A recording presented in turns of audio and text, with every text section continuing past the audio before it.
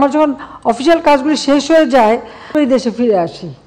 ভারতের গণমাধ্যমের কথা শুনে এখন আমাদের এখানে যারা কথা বললেন এরা তো আবার দুদিন আগে বলছে যে ভারতের কাছ থেকে সব বিক্রি করে দিয়ে আসছি এবং অসম চুক্তি করে আসছি, ভারত কি দেশ বিক্রি চুক্তিও করে আসছি। তখন কোনটা ঠিক? আমার মেয়েকে ওরা দাওয়াত দিয়েছিল, ওদের হেলথ মিনিস্ট্রি থেকে দাওয়াত পেয়েছিল, ওর যাওয়ার কথা। সে এসছে, সকালবেলা যাওয়ার কথা, প্রচণ্ড জ্বর ছিল, যেতে পারিনি আমার সাথে, এটা বাস্তবতা। এখন আমি একটা মা, ওই অবস্থায় মেয়েকে রেখে আমাকে চলে যেতে হয়।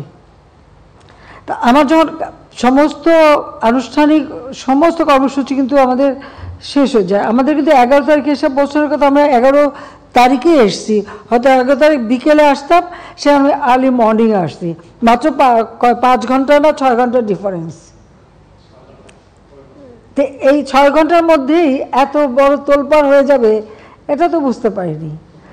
আর তাছাড়া এটা আজকে নতুন না, আমি যখন এর আগে ভারতে গেলাম আমার তো 3 দিন না 4 দিনের প্রোগ্রাম ছিল।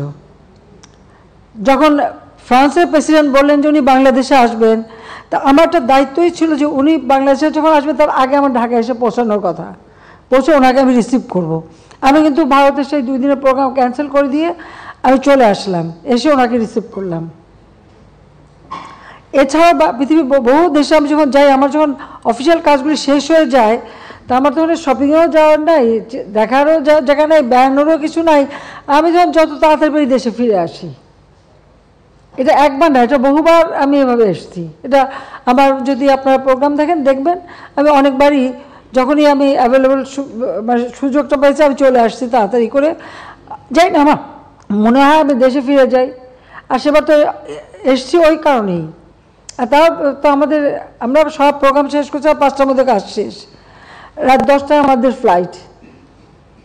আমরা এখানে এসে পৌঁছালাম ভারত চীনের সময় রাত 2:30, আর 2 ঘন্টা আমরা মানে সময় পেলাম, আমরা আগে এসে পৌঁছালাম।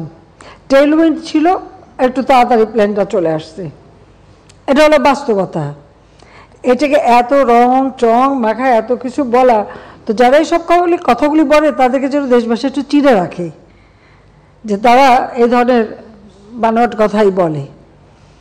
আর ভারতের পত্রিকায় কী লিখেছে সেটা নিয়ে আবার মাথা ব্যথা না, তবে যারা ভারত বিরোধী বক্তৃতা দিয়ে আবার ভারতের লেখা পড়ে আবার কমেন্ট করে, তো তাদের নীতিটা কী সেটা একটু বোঝা উচিত।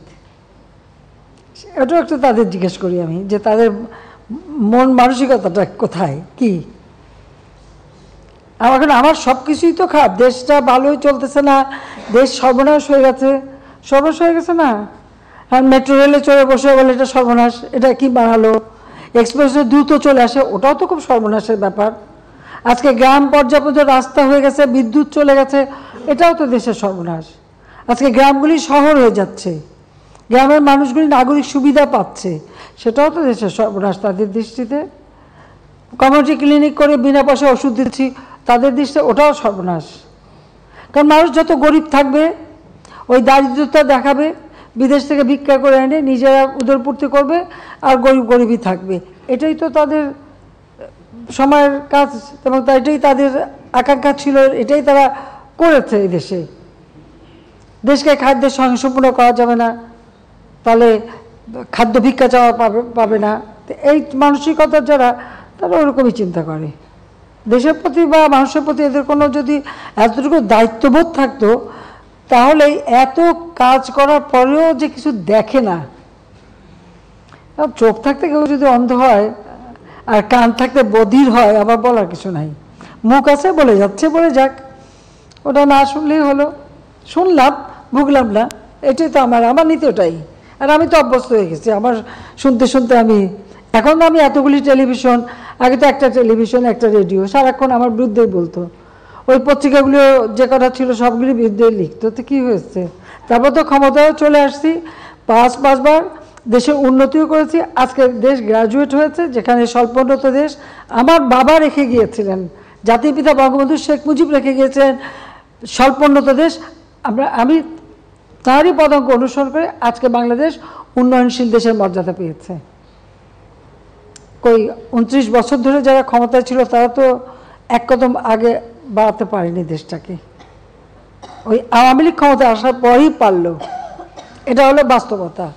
তো সবার তো ভালো লাগবে না।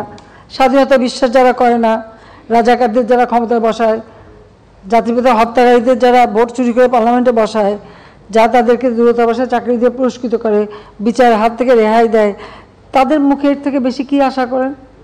কি আশা করবেন বলেন? গ্রেনেড হামলা করে হত্যার চেষ্টা করছে, মনই নেই, এটাও তাদের কম দুঃখ নাকি? গুলি, বোমা, গ্রেনেড সব কিছু অতিক্রম করে চলে এসেছি, আর দেশটাকেও যে উন্নতি করতে পেরেছে এটা তো বাস্তবতা। আজকে যান গ্রামে দেখেন, যা যা নিজের গ্রামে যে দেখেন মানুষ কেমন আছে, যারা গৃহহীন ভূমিহীন তাদের ঘরবাড়ি করে দিচ্ছি। আজকে 58টা জেলা বলতে পারি যে সেখানে কেউ ভূমিহীন গৃহহীন নাই। প্রত্যেকটা মানুষের অন্তত 2 কাঠা জমি আর একটা ঘর দিতে পেরেছি, আর সেই ঘরটাই তার একটা কর্মসংস্থানের ব্যবস্থা বা কর্মসংস্থানের জায়গা হয়ে গেছে। অতি দরিদ্র আজকে আমি মাত্র 5% নামিয়ে এনেছি, যেখানে 25% ছিল। দারিদ্রের হার 41 থেকে 18.7 নামিয়ে এনেছি। তো এগুলি ভালো লাগবে না তো, চাও না কথা, ওই দারিদ্র বেচে খাবে এটাই তো ছিল।